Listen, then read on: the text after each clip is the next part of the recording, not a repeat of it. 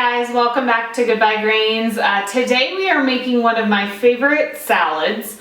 Now that it's spring and it's kind of getting warmer out, salad is something that I'm really craving on a weekend, kind of for a lunch or something. Something that's packed full of nutrients and some really good flavors, but that's also kind of going to fill me up and stuff. So I usually like to make this salad if I want something a little bit lighter, or I'll pair this salad kind of with an entree of chicken or fish or some other type of meat.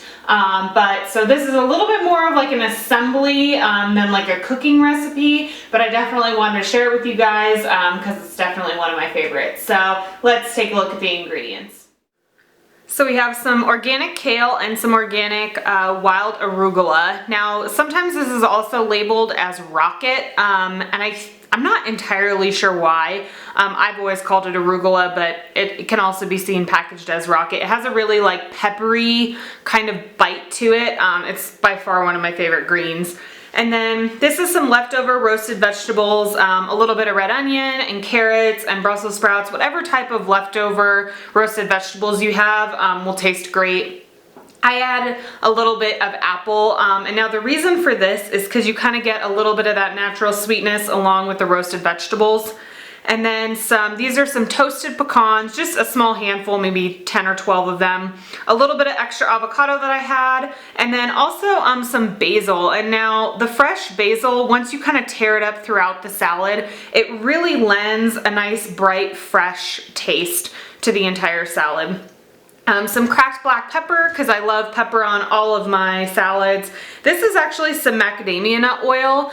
So this salad, instead of making like a dressing, I'm just gonna serve it with some oil and some vinegar on the side, and then kind of add as I want it. And then this is probably the best part. This is balsamic vinegar that I actually reduced down, and so it's a lot thicker of a consistency than regular balsamic vinegar.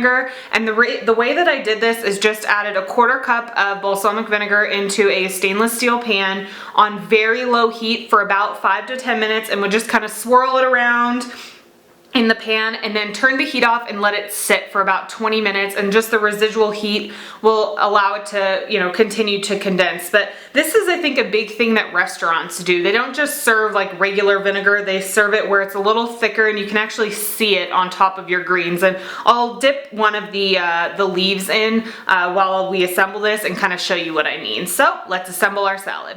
Okay, so I usually grab a big bowl and kind of put all of the ingredients into here and just kind of mix it up and then put it out onto a plate. The reason for that is I actually like to have a salad where all the ingredients are kind of mixed together, and then you can kind of maybe sprinkle just like the nuts or something like that on the top at the end.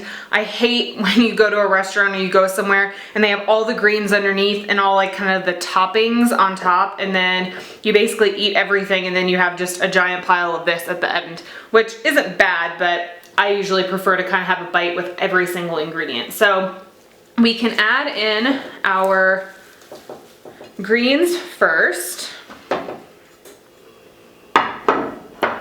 and our kind of apple and our leftover roasted root vegetables. Now these roasted root vegetables are cold. You certainly can serve them or heat them up a little bit to room temperature before. I usually like them to just be cold though, so that the entire temperature of the salad is the same.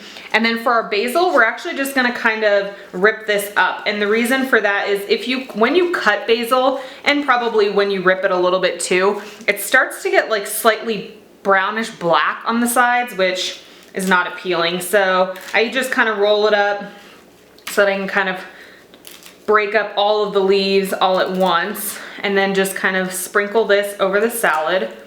And fresh basil, it smells so good. And then we can add in our avocado.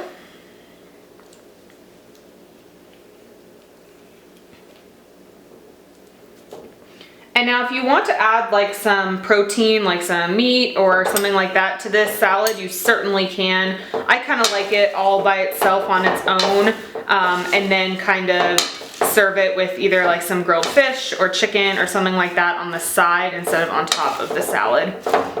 So you can kind of just mix everything around I'll kind of show you what I mean by this vinegar.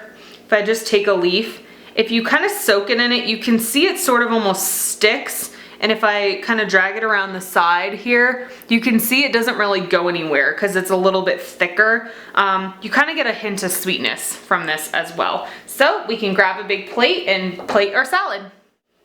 Okay, so we can dump this all out and kind of start in the center, and then everything will kind of naturally fall.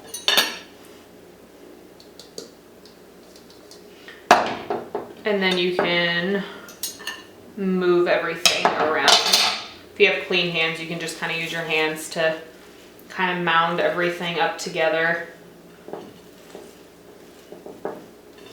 Just kind of shift it. Especially if you're just eating this yourself, it doesn't need to look super fancy and pretty. And then we can sprinkle our pecans over the top. Kind of want to evenly distribute those. And then a few rounds of cracked black pepper if you like it. And your salad is ready to serve. So this is perfect to kind of add in some of your favorite ingredients or other types of, things that you prefer. If you're not a big pecan fan, you can use some different nuts. If there's some other type of vegetable that you really, really like in your salads, definitely throw those in too.